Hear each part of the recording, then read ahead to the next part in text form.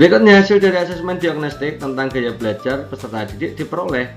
Ada peserta didik yang auditori dan ada yang visual. Nah, berdasarkan kondisi tersebut, rancangan konten pembelajaran yang sesuai kira-kira yang mana? Pilihan ganda kompleks, kemungkinan besar yang benar 2. Nah, itu kemungkinan besar ya. Oke, kita lihat. Yang A, guru menggunakan media pembelajaran berupa gambar yang relevan. Kalau gambar saja itu fokusnya di visual. Padahal di situ ada visual dan juga ada auditori ya. Ada yang suka belajar dengan mendengarkan, ada yang suka belajar dengan melihat. Kalau yang A berarti fokus di melihat. Yang B, guru membuat materi ajar berupa tautan yang berisi rekaman suara, nanti fokus ke auditori. Yang C, mengutamakan materi belajar dalam format audio visual. Oke, good ya, ini audio dan visual masuk semua.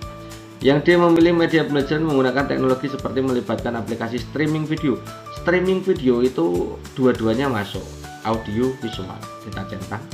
Menggunakan sumber belajar video, bacaan, gambar yang relevan. Ini sebenarnya videonya audio visual atau hanya video kan kita tidak jelas. Tapi kita sudah mendapatkan 2 ini. Kemungkinan besar yang benar ya CD ini aja. Gitu ya teman-teman ya.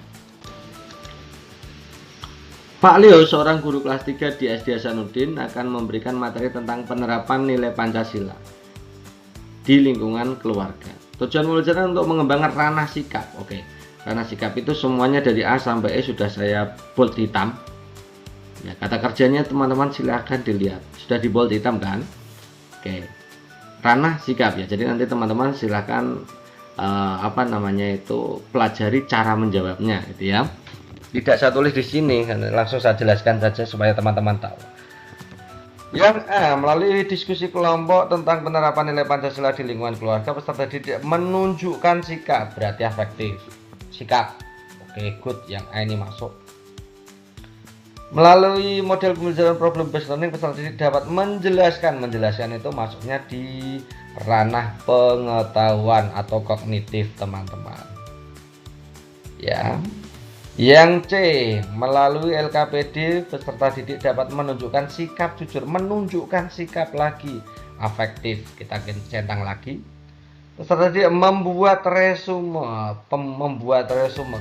Kalau kita bahas membuat itu masuknya di produk ya. Berarti masuknya di keterampilan teman-teman, bukan di pengetahuan, bukan di sikap.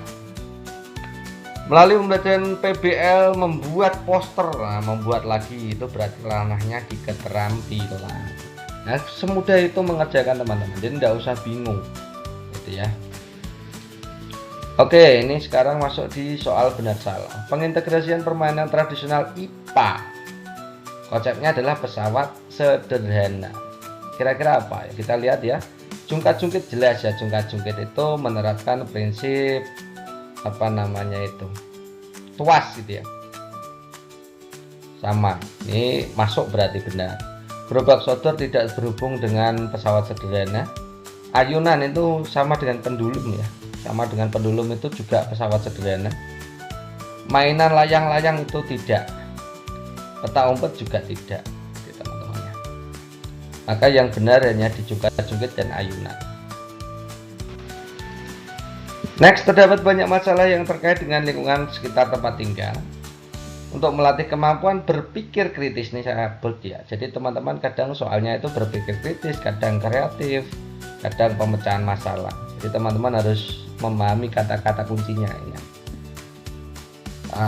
Untuk melatih kemampuan berpikir kritis dalam suatu kegiatan belajar IPAS, guru memberikan masalah sering muncul saat musim hujan tiba, yaitu banjir. Guru meminta peserta didik memikirkan upaya mengatasi banjir. Namun sebelum sampai menentukan solusi, langkah kira-kira apa? Yang A, menentukan akar permasalahan. Yang B, mencari penyebab terjadi banjir. Fokus aja ya teman-teman, di sini urusannya dengan banjir. Jadi sebelum mencari solusi harus tahu dulu penyebabnya banjir di lingkungan itu apa. Itu ya. Yang C, mengumpulkan data terkait banjir. D, menentukan solusi penyelesaian. Yang E, membuat sintesis. Karena di sini sebelum menentukan solusi, maka yang opsi D tidak mungkin, opsi E itu juga tidak mungkin. Maka jawaban terbaiknya opsi B. Pada aktivitas pembelajaran di kelas, guru memberikan soal pada peserta didik sebagai berikut. Suatu lingkaran memiliki jari-jari 10, pendekatan pi-nya 3,14, tentukan keliling lingkaran. Jawaban peserta didiknya ternyata adalah 31,4. Artinya tinggal dikalikan 10 kali 3,14. Padahal jawab keliling itu rumusnya adalah pi kali d, bukan pi kali r ya. Penangannya yang tepat. Ya, kita lihat opsi A, menjelaskan ulang, tidak mungkin. Pertanyaan pancingan tidak mungkin juga. Ini jawabannya scaffolding atau pemberian bantuan secara langsung kepada peserta didik bagaimana cara menentukan keliling lingkaran ya. Bentuk umpan balik yang paling tepat adalah scaffolding. Itu sudah diulang dengan berbagai variasi soal. Teman-teman harus jeli ini ya teman-teman ya.